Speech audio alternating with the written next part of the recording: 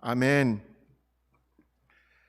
오늘 우리에게 주신 하나님 말씀 이사야서 40장 27절로 31절까지 말씀입니다.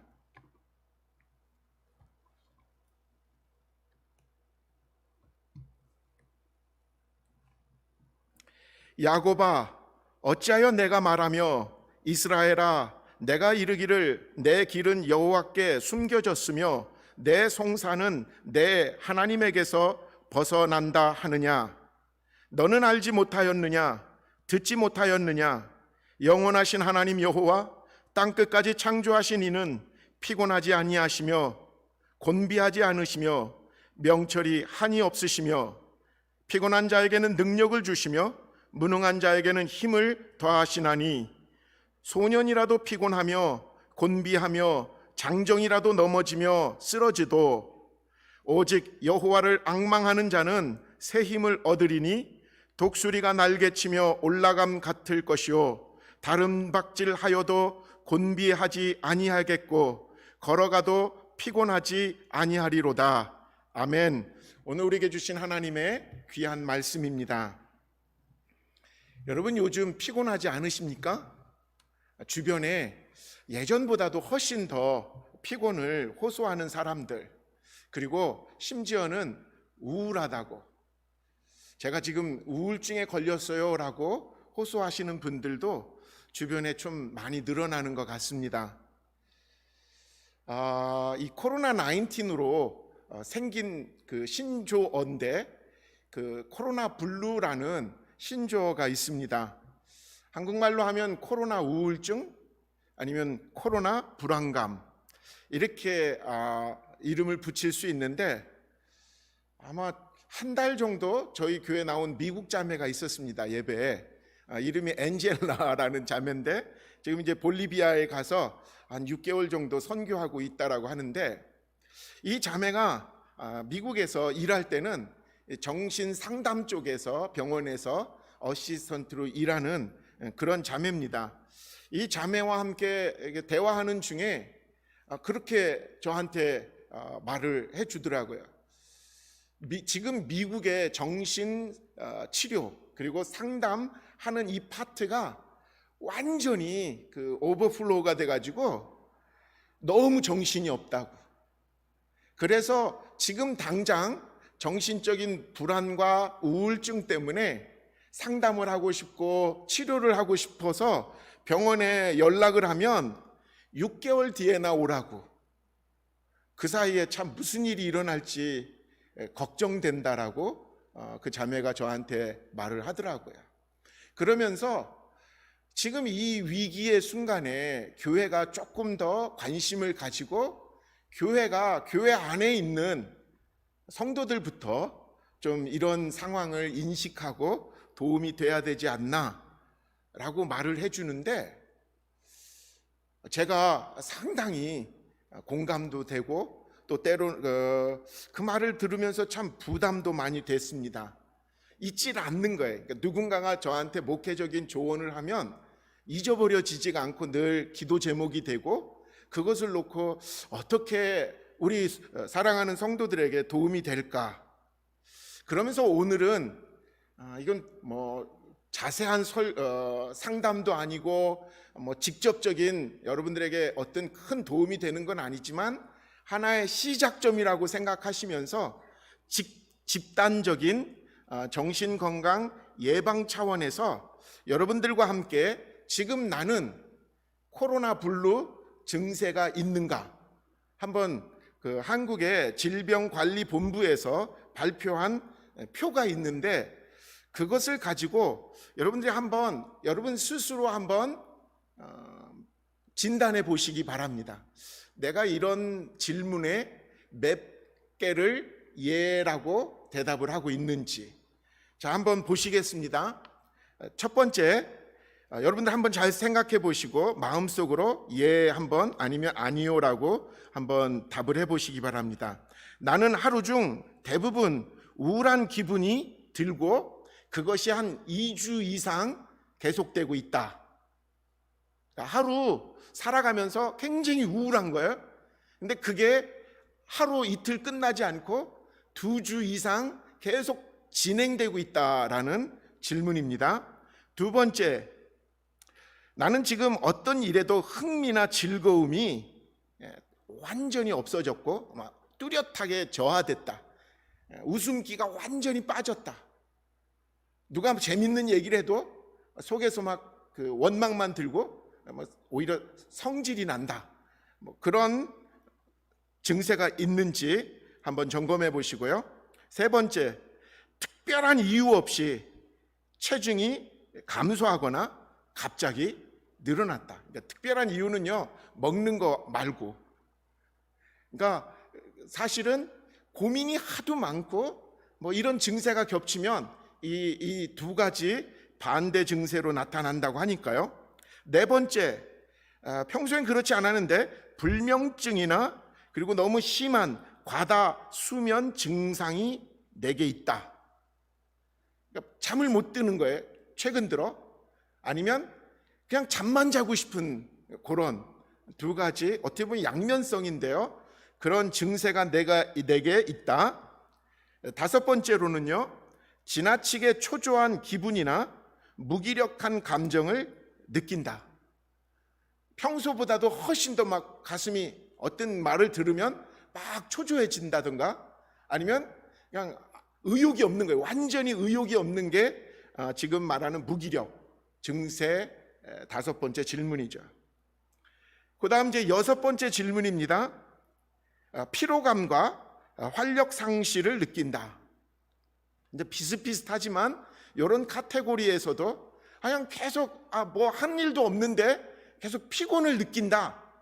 그리고 하고 싶은 마음도 하나도 없고, 그리고 계속 뒤로만 미루는 거, 이런 증세요.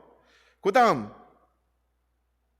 일곱 번째, 죄책감이나 무가치감, 나의 존재에 대해서 내가 뭘 잘못했길래 우리 아이들이, 우리 집이, 그리고 지금 무슨 일이 벌어진 것처럼 느껴지는 거.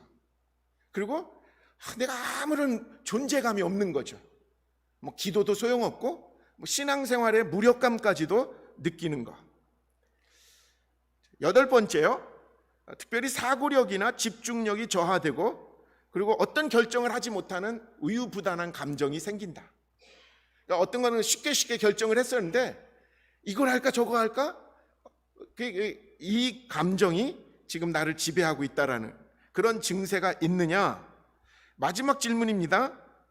죽음이나 자살에 대한 생각이 문득문득 반복적으로 떠오른다.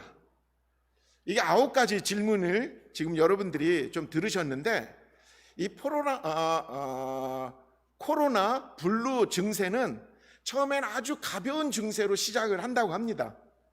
우울한 게 이제 언뜻 들으면 밖에를 못 나가니까, 사람을 못 만나니까, 그리고 했던 일들이 계획이 무너지니까 자꾸 우울해지는 거죠.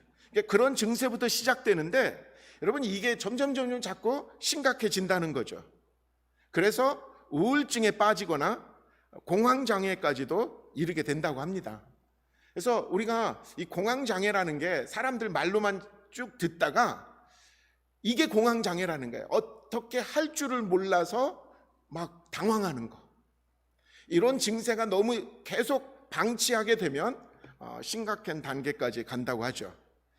여러분 이 질문에 바라기는 좀 적었으면 좋겠지만, 특별히 내가 5개 정도 되는데 하면 그때부터는 좀 심각한 상황이라고 전문가들은 말합니다. 그런 분들은 즉시로 도움을 요청해야 된다고 그래요. 특별히 저에게도 연락을 주시든지, 아니면 제가 연결시켜 드릴 분들이 참 많아요. 생각보다도. 지금 우리가 살아가는 이 미네소타만 해도 정신건강까지도 이렇게 연결시켜서 도와줄 수 있는 기관들이 의외로 많다라는 거. 그래서 가볍게 여기지 마시고, 이런 증세가 계속 나의 일상적인 삶을 방해하고 그리고 힘들게 하고 있다라고 여러분들이 판단되면 여러분들이 용기를 내셔야 돼요.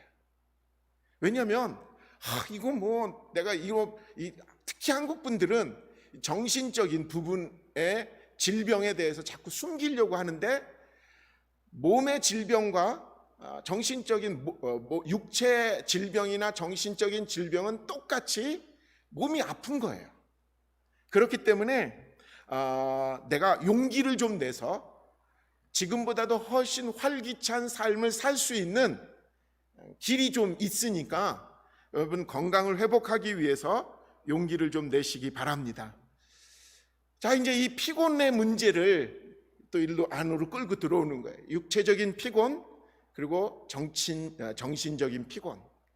피곤하지 않은 사람이 어디 있겠어요? 어떤 사람은 직장 안 다니는 분을 부러워해요. 어떤 사람은 너무 바쁘게 막 사는 사람이 너는 좋겠다. 일 별로 안 해서. 근데요, 여러분 그분 심정을 하면 그분이 더 피곤해요. 직장을 잃은 그 피곤함이 일을 안 하는, 그래서 몸이 편한 것처럼 보이지만 피곤은 정신적, 육체적 모든 걸 포함한 그 몸을 지치게 하는 것이라는 거죠. 오늘 말씀을 준비하면서 이 정신적인 피곤 그리고 육체적인 피곤, 이 피곤의 본질이 무엇일까를 말씀을 통해서 한번 주목해 보고 싶었습니다. 그래서 회복 시리즈 오늘 말씀은 이 피곤을 어떻게 이겨낼 것인가 라는 거예요. 특별히 이 코로나 이 블루 증세가 만연되어지고 있는 이 시대에 이 피곤의 문제를 어떻게 해결해야 되나. 첫 번째로 성경을 보면서 인간은 왜 피곤할까? 라는 그 질문에 대한 성경의 답을 우리가 좀 먼저 가져야 됩니다. 오늘 본문 이사야서 40장의 말씀은 이사야가 망해가는 이스라엘을 향해서 어떻게 보면 이스라엘은 망한다라고 이미 결정을 내요. 그 다음에 그 망한 것 때문에 괴로워하고 무너지고 정신적인 피곤, 육체적인 피곤에 휩싸여 있는 이스라엘 백성들을 향해서 하나의 해결책을 주는 거거든요. 자, 그러면 왜 이스라엘은 피곤할 수밖에 없게 되었는가? 본질적으로 그게 이제 40장 직전까지 이사야가 이유를 쭉 설명하거든요. 이스라엘이 망할 수밖에 없는 이유. 이사야서 39장 6절로 7절까지 세 번역 말씀 읽습니다. 그날이 다가오고 있다. 그날이 오면 너희 왕궁 안에 있는 모든 것과 오늘까지 너희의 조상이 저장하여 놓은 모든 보물이 남김없이 바빌론으로 옮겨갈 것이다. 너에게서 태어날 아들 가운데서 더러는 포로로 끌려가서 바빌론 왕궁의 환관이 될 것이다. 이사야뿐만 아니죠. 이스라엘 역사에서 북이스라엘이든 남유다든 그 왕들이 하나님 앞에서 불성실하고 불신앙하고 이스라엘 백성들이 하나님만을 섬기지 않고 우상을 섬기는 것을 향해서 하나님은 끊임없이 경고했고 결국은 안 되겠다.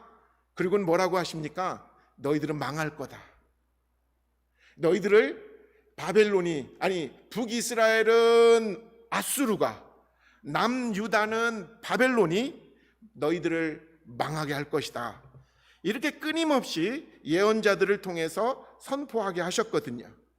문제는 망하고 나서예요. 포로로 끌려가고 나서예요. 여러분, 그때 남겨진 사람들이 얼마나 더 자괴감이 들을까 싶어요. 우리 때문에 망했구나. 우리 조상 때문에 우리가 망했구나. 우리가 하나님 앞에서 죄를 저질러서 망했구나. 여러분, 그런 생각이 우리를 지배하게 되면 하나님 못 찾아요. 사랑의 하나님, 용서의 하나님을 대면해야 되는데 이건 내 죄 때문에 그래. 우리는 이렇게 망해도 이런 생각이 나를 지배하게 되니까 하나님과의 관계가 깨어지는 거잖아요. 여러분, 정말 기독교 심리학자들의 가장 핵심적인 출발점이 뭐냐면 인간의 내면 속에 들어있는 모든 그 건강하지 못한 감정의 시작점은 죄의식이라는 거예요. 그러니까 아담 이후부터, 아담이 하와와 함께 선악과를 따먹은 그 이후부터 인간은 이 죄의식에 시달리기 시작하고 이 죄의식이 해결되지 않으면 그 마음속에 분노, 그 마음속에 굶주림, 그 마음속에 화내는 거, 그리고 원망, 불평, 이것으로 가득 차게 된다라는 거죠. 그렇게 되면 결국 인생은 뭐예요? 피곤해지는 거예요. 겉이 앞만 잘 되는 것처럼 사람들이 보인다고 해도 내 내면 속에 하나님을 똑바로 바라보지 못하는 죄의식, 죄라는 건 하나님과의 관계가 깨어졌다라는 것을 말하잖아요. 우리 안에 이 죄 문제가 해결되지 않고 살아가게 된다면 우리는 그 죄 때문에 하나님께 나아가지도 못하고 하나님 앞에서 그냥 움츠러들고, 그리고 나 자신을 원망하고 나 자신을 자책하고 나 자신을 학대하는 수렁에 빠지며 살아가게 된다라는 거죠. 이런 상황에서 이사야가 예언의 말씀을 지금 주시는 거예요. 이사야서 40장은 철저하게 포로기 이후 펼쳐질 백성들을 향해서 주신 예언의 말씀이거든요.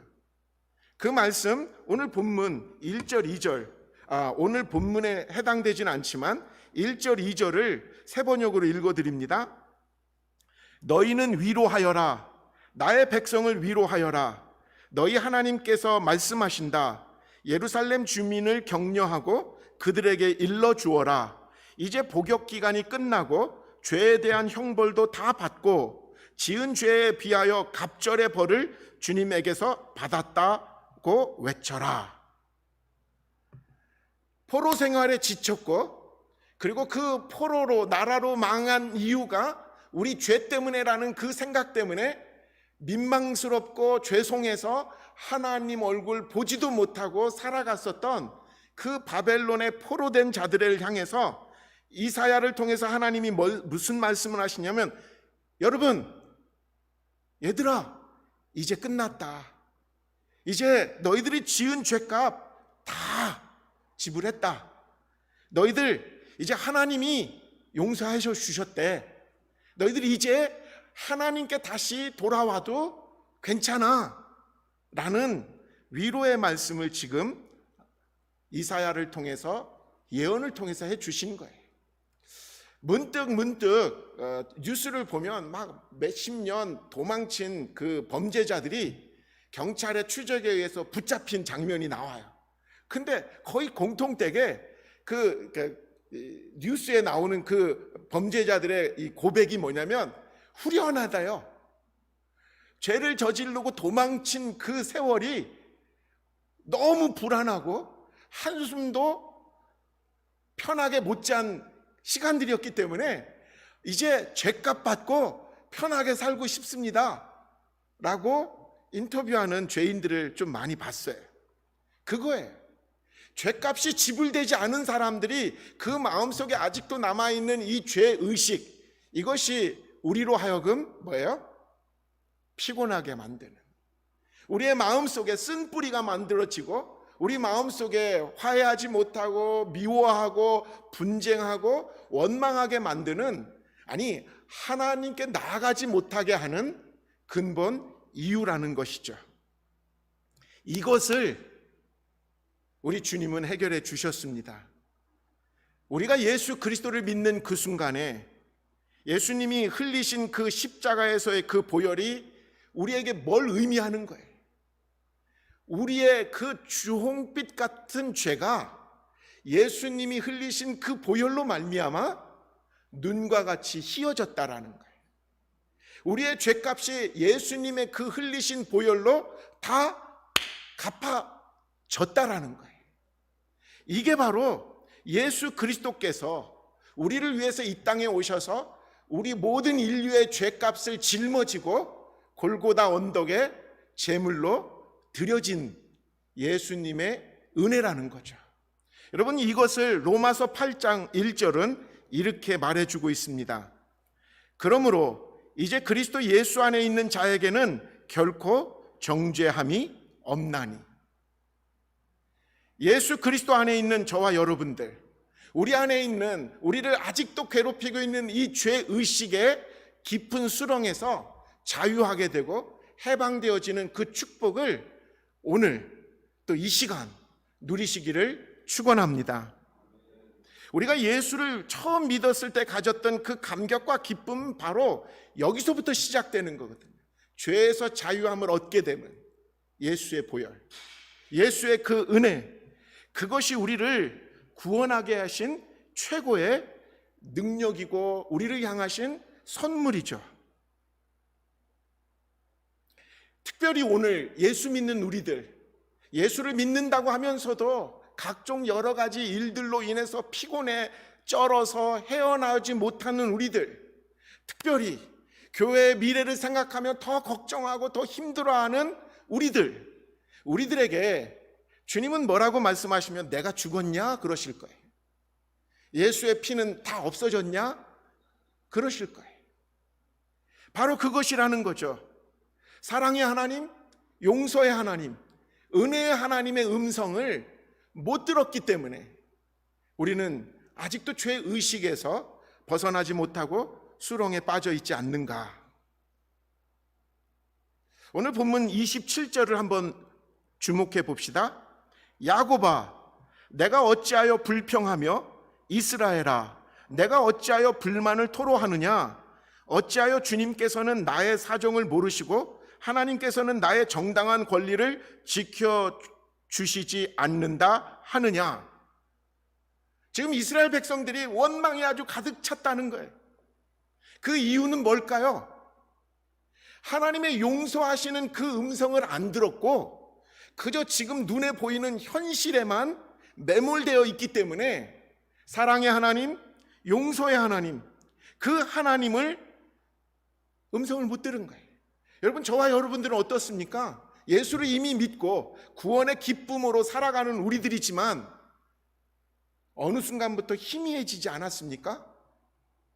주님만 있으면 나는 다 해결됐어 하고 살아가는 때가 있었는데 지금은 이런저런 일만 자꾸 터지면 걱정부터 하고 어두워지고 그리고 결국은 쓸어 넘어진다라는 거 아닙니까?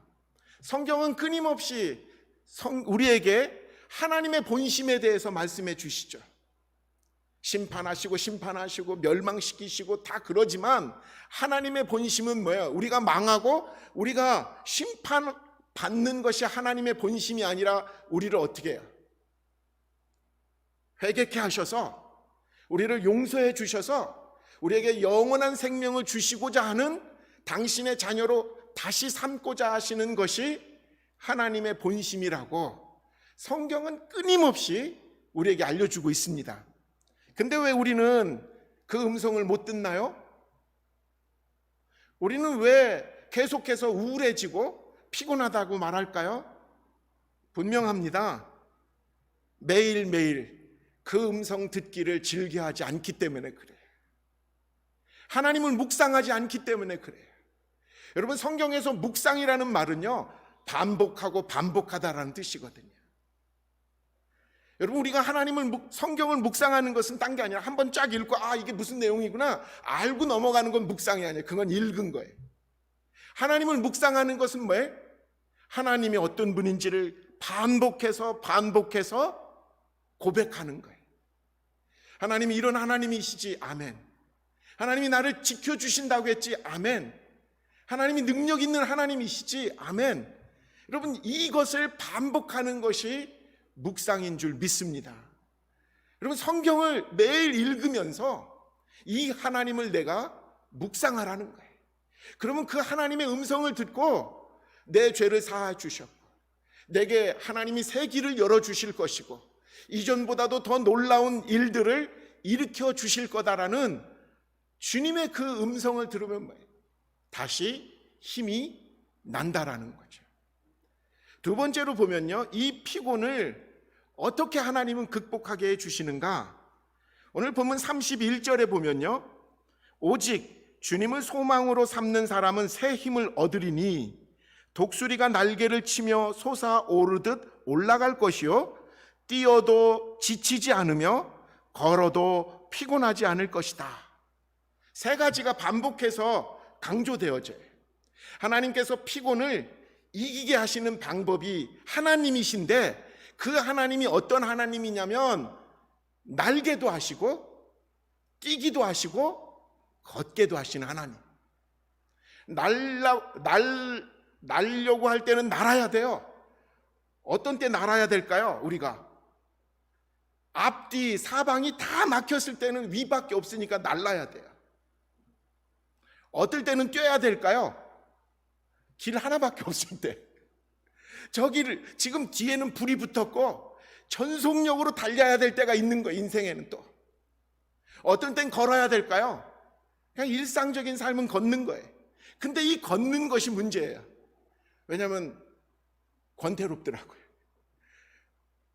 이렇게 저렇게 마음대로 걷다 보면 제자리로 다시 돌아오더라고요. 하나님이 우리에게, 환난을 당하는 우리들에게 어떤 때는 날개도 해주시고 어떤 때는 뭐에 뛰게도 하시고 어떤 때는 걷게도 해주시는데, 그때마다 하나님의 방법으로 우리를 이 피곤에서 이겨내게 하신다라는 거죠. 나는 것은 뭘까요? 자, 한번 생각을 해봤어요. 뭐가 나을까? 하나님이 나에게 뭘 날게 해주시는 걸까? 저는 그때 내가 이 세상에서 매여 있는 그 삶 속에서 하늘을 바라보는 소망이라는 생각이 드는 거예요. 그러면 여러분, 내가 지금 땅에 매여 있는 것에서 날게 돼요. 내 소망이 하늘에 있는데, 영원한 나라가 내 소망인데, 그 하나님의 날게 해주시는 그 소망의 하나님의 위로를 우리가 환난 중에 경험해야 될 줄 믿습니다. 모든 어려움 속에서 아무리 잘 돼도 극복할 수 없는 그 상황이 있을 때 하나님은 소망을 주십니다. 세상은 별거 아니야. 세상은 너네들이 천년 만년 살 것 같지만 아니야. 영원한 나라가 있어. 여러분, 그 소망을 가장 어려울 때 붙잡기를 축원합니다. 여러분, 이 소망이 있어서 정말 너무 감사해요. 정말 어렵고 힘든 상황을 겪는 교인들을, 성도들을 찾아서 위로해 주고 싶은데 인간의 말로는 가능한 게 아니더라고요. 그때 딱 하나밖에 없어요. 하늘나라 소망 믿고 우리보다 먼저 가신 믿음의 선배들을 보면서 이겨냅시다. 그거밖에 없더라고요. 그리고요, 뛸 때 하나님 뭘 주신다고요? 끝까지 주저앉지 않도록 능력을 주신다는 거예요. 여러분, 뛸 때 얼마나 벅차요. 그리고 막 숨이 터질 것 같잖아요.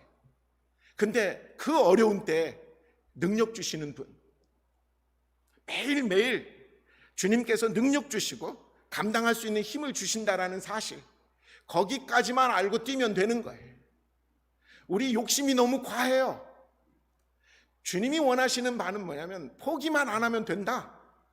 내가 뛸 만큼 힘은 내가 주니까. 마지막으로 걷는 게 뭡니까? 일상의 삶에서 우리에게 의미를 잃지 않게 늘 동행해 주신다라는 뜻이에요. 여러분, 의미를 잃는 사람, 목적지를 모르는 사람은요, 여기 갔다 저기 갔다 막 그러더라고요. 제가 벌써 한 30년쯤 됐을 거예요. 이제 학교 공부가 너무 힘들어가지고 무작정 밖을 나왔어요. 캠퍼스를 걸어 나왔어요. 이제 어디로 가야 될지 방향을 못 잡고 왔다 갔다 한 거예요. 하루 종일 했는데 돌아와 있더라고요. 내가 어디로 가야 될지 모르고 그냥 방황하고 걸으면 인생은 그런 것밖에 안 되는 거예요. 근데 그 순간에 하나님이 동행해 주셔서 나의 위로가 되어 주시고, 힘들지, 어렵지, 괜히 왔다 싶지, 근데 아니야, 내가 너에게 계획이 있다. 미국까지 와서 공부하게 한 계획이 있단다. 그거 하나 다시 붙잡고 그 어려운 시간들을 이겨낸 것 같아요. 방황할 수밖에 없는 인생입니다. 목표가 잃어버려지면. 그런데 하나님이 동행해 주시면 하나님이 우리의 목표가 되니까, 하나님이 예비하시는 그 나라가 우리의 목표가 되니까 뭐 지금 뭐 늦게 가도 상관없어요. 방향만 맞으면 괜찮은 거예요. 여러분, 저는 오늘 여러분들 이제 목회 칼럼에도 썼는데, 인생에 대해서, 우리가 신앙에 대해서 목표를 분명히 가져야 우리가 흔들리지 않는다라는 것을 깨달았어요. 여러분, 신앙은 산을 오르는 것이 아니라 광야를 지나는 것입니다. 산을 오르는 것이 신앙의 목표라면 어느 경지에 못 이를 때 사람들은 다 절망하고 또 낙심하고 신앙의 자리를 떠날 거예요. 근데 하나님은 우리 보고 1등하라고 하신 적이 없어요. 우리 보고 얼마 돈을 벌고 얼마 성공하라고 하신 적이 없어요. 하나님의 유일한 우리의 향한 기대는 이 광야 같은 세상 포기하지 말고 끝까지 걸으라는 거예요. 여러분, 그 광야의 끝이 주님 맞이해 주시는 천국이 되는 줄 믿습니다. 그냥 지형적인 가나안만 자꾸 생각하고 막 젖과 꿀이 흐르는 가나안 하는데, 여러분, 정작 젖과 꿀이 흐르는 가나안에 들어가서 이스라엘은 망했어요. 우리들이 예수를 믿어서 뭘 목표로 삼느냐가 중요한 거예요. 예수 믿어서 이 험난한 광야를 끝까지 견뎌서 주님 오시는 그날에 기쁨으로 맞이하는 그런 우리가 돼야 될 줄 믿습니다. 마지막입니다. 하나님을 매일 경험해야 된다라는 거죠. 오늘 본문에서 피곤이라는 단어가 계속 나오는데, 또 재밌는 것은 피곤하고 대조되는 단어들이 계속 대치되어 있어요. 29절을 보세요. 피곤한 자에게는 능력을 주시며 무능한 자에게는 힘을 더하시나니. 자, 발견되죠? 피곤의 대항은 능력과 힘이에요. 그러니까, 근데 여러분, 우리가 잊지 말아야 되는 것은, 그리고 이제 착각하지 말아야 되는 것은, 이 피곤, 이것을 이겨내는 능력과 힘이 어디서 나오느냐를 이사야서에서는 주목하고 있다라는 거죠. 막 눈에 번쩍 나는 에너지가 확 쏟아나가지고 성령을 이렇게 착각하는 사람도 있어요. 성령을 주옵소서 하고는 주신 힘 가지고 싹 쏟아놓는 것, 이걸로 하나님이 주신 능력으로 착각하는데, 성경은 그렇지가 않아요. 그건 거의 일회적 사건에 불과한 거죠. 28절에 보십시오. 너는 알지 못하느냐? 너는 듣지 못하였느냐? 주님은 영원하신 하나님이시다. 땅끝까지 창조하신 분이시다. 그는 피곤을 느끼지 않으시며 지칠 줄을 모르시며 그 지혜가 무궁하신 분이시다. 자, 힘과 능력이 어디서 나와요? 이 하나님으로부터 나오는 거다라는 거예요. 우리가 마치 하나님이 주시는 능력과 힘만을 자꾸 매달려서 마치 잠에서 번쩍 깨게 하는 카페인 음료, 이런 식으로 하나님께 능력을 구하는 잘못된 신앙이 우리에게 있는지도 몰라요. 어떤 근육대에 나가가지고 힘 막 갑자기 쓰기 위해서 스테로이드를 막 먹어가지고 근육을 갑자기 키우는 그런 수준의 하나님이 주시는 능력은 그게 아니라는 거예요. 하나님이 우리에게 피곤하지 않게 능력이 되시는 것은 하나님이 하나님 때문에 그렇다라는 거예요. 우리에게 하나님이 하나님이시면 우리 안에 들어있는 피곤이, 우리 안에 있는 죄의식이, 우리 안에 있는 이 우울감과 불안감이 물러가게 돼 있다라는 거죠. 어디서 그냥 갑자기 막 눈에 번쩍하는 능력을 구하는, 그래서 이 어려움을 이겨내겠다라는 그에서 벗어나서 내게 진실로 하나님이 하나님이시면 된다라는 거. 그 하나님이 어떤 하나님입니까? 영원하신 하나님이라는 거예요. 처음부터 끝까지 다 주관하시고 그 영원하신 것은 변하지 않는다라는 뜻이겠죠. 그 하나님이 어떤 하나님입니까? 우주 만물, 천지 만물을 창조하신 창조주 하나님이시라는 거예요. 이러면 된 거예요. 우리가 믿는 하나님이 영원하시고 불변하시고 만물을 창조하신, 주관하시는 전능하신 하나님이라면, 그 하나님을 내가 진짜 믿는다면 된다라는 거예요. 여러분, 저와 여러분들이 그 하나님을 믿으시죠? 그렇다면 그 믿는 것이 일회적 사건으로 끝나면 안 됩니다. 문제는 바로 여기에 있어요. 매일매일 이 하나님을 경험해야 된다라는 거죠. 어제 받은 은혜는 절대로 오늘 이어갈 수가 없습니다. 아시잖아요. 광야에서 이스라엘 백성들이 만나를 내일 것까지도 주워왔다가 하루 지나니까 썩어버렸다라고, 냄새나서 그 집에 둘 수가 없게 되었다라고. 우리가 하나님을 경험하는 은혜는 매일매일 경험해야 돼요. 내가 예전에 하나님 알았어, 하나님 은혜 알지, 이것 가지고는 안 돼요. 여러분, 예전에 가졌던 그 은혜가 오늘의 나를 살아내게 하지 못합니다. 오늘 살아가야 될 은혜는 오늘 받아야 돼요. 문제가 여기 있는 거예요. 크리스천이라고 하면서도 더 우울하고 더 불안하고 그래서 더 이상한 짓을 하는 오늘 우리들의 모습에 하나님이 말씀하시는 것 같아요. 매일매일 나를 만나라고. 매일매일 내가 누구인지를 말씀을 통해서 나의 음성을 들으라고. 코로나로 인해서 우리는 너무나 많은 것이 지금 중단되어 있습니다. 그리고 우리가 원치 않는데 새로운 변화를 강요당하고 있습니다. 이것처럼 스트레스가 어디 있겠어요? 교회 나오는 거 이제 잊어버린 교우들이 과연 이제 다시 교회 나올 수 있을까? 상당히 걱정스럽습니다. 직장을 거부당한 젊은 청년들, 그들의 앞으로의 미래가 진짜 그들이 꿈꿀 수 있을까? 걱정될 수밖에 없죠. 여러분, 이때가 바로 사방이 막힌 때예요.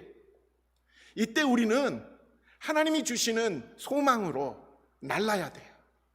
땅에 매이지 말고 하늘 소망을 붙잡고 이 세상을 뛰어 올라야 될 줄 믿습니다.